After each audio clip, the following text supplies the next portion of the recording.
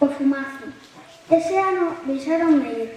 Eu sentí un desafogo como se tivese medrado de súpeto. Non era para tanto, pero, como sempre me tiñan coutado, comigo íanse fundindo. Lelo e Moncho. Despois asuntóusenos Serafín do Pesco. Levábamos cordas e furciños. Eu collín na estapeira o máis novo, acabado de crabuñar. Percorremos montes e camposas, andíamos por roleiros e prados e pola beira do río. Trouxemos canda seu feixe, o recendo das ervas e da ilusión do fumazo, e empurrábamos. E non había pernas, cansas nin zocos que me ahogasen. Anoitecía. Usamos os feixes na encrucillada e sentámonos en riba deles. Algunhas mozas pasaban para a fonte. Facer lume ben grande, dicían-nos sorrindo. Un carro de monllos viña resendo anteposto. Detrás un home e unha muller. Sei que teremos fumazo. O home de unha pacada ao meu feixe. Sí, señor, dixen eu. Os rapaces non esquecen do San Xoán, terció a muller, e seguiron co carro a 20 posto polo camiño da aldea.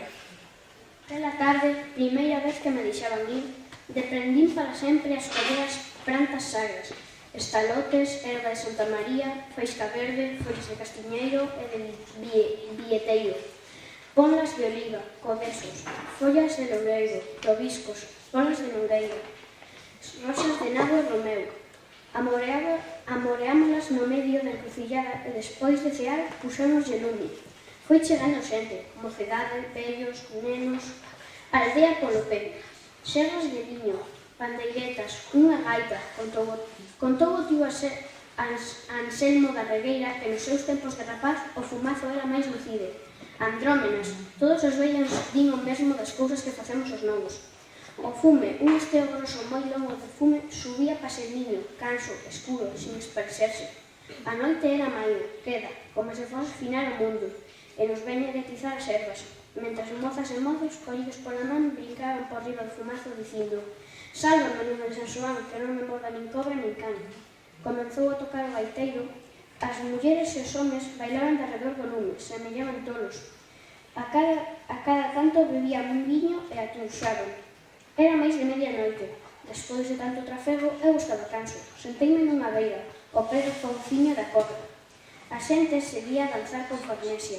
Era unha muiñeira que non aprobaba máis. A palleta e o fol non se querían ceibar do gaiteiro e arrastrárono por entre pedras e cañotos, e todos bebendo e atrouchando.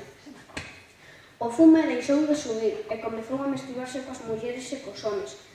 Dalí a pouco todo era fume e borralla, só quedaba o gaiteiro sangrando a rolos pola encrucillada, pero non tardou en desaparecer tamén. Envolveito na tema do fumazo e a gaita calou, pero foi hinchando, medrando dunha maneira que arrepiaba.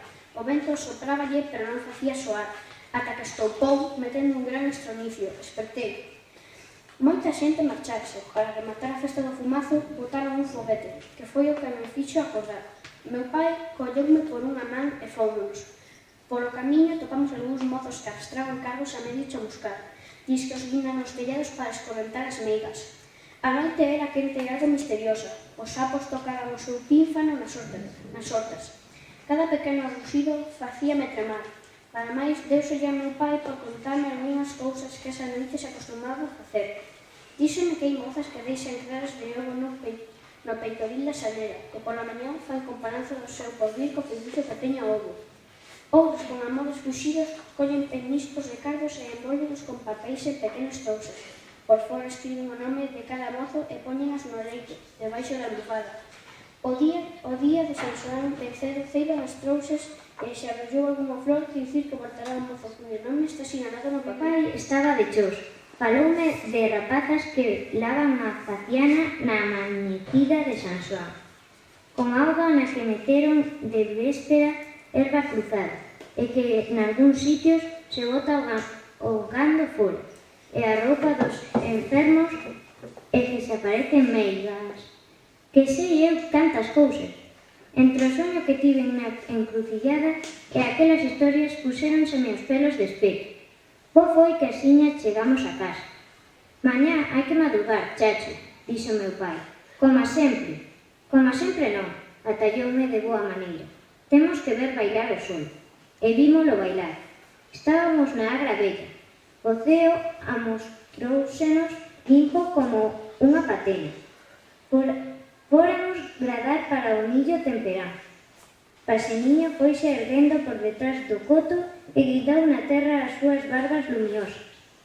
Entón paramos o gando e botamos unha ollada no horizonte.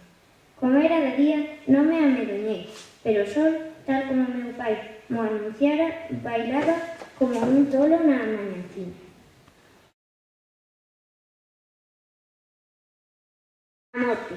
Unha mañá espertei cos berros anguriados da madriña e de mamai. Berros que aterrecían como se tivese lume. Os ecos aparroñaban polas paredes. Ían e viñan ranchando o aire. Sentín como se me esgrazasen por dentro. Morrera o padriño. O médico adiantáranos que, segundo o mal que padecía no corazón, iría ser deste mundo supetamente, sen dar chío, sen sufrir. E de logo acontecer así, pois, eu non lle escuitara queixa ninguna. E na véspera ainda estivera cantaruxando na cociña. Erguinme da cama como un lostro, pero en vez de sair, desluceime con peitoril da xanela e quedei como un pampón mirando o río. Non sei que tiña que ver o río coa morte do padriño, pero o caso é que ali estiven seguindo cos ollos o fuxir da agua. Tal vez, sen pensalo, estivese acompañando coa vida da xente. Na escola lera algo disso. Lera que os ríos van dar a mar. E da mesma maneira, o igual presa nos alancamos cara a morte. De pensalo ben, dan ganas de chorar. O sol veu espreguizándose o xeitiño por derriba do castro. Asesou primeiro co seu ollo de lume, e logo espargouse en raiolas mornas sobre o mundo. Nunca observara eu ese estruz.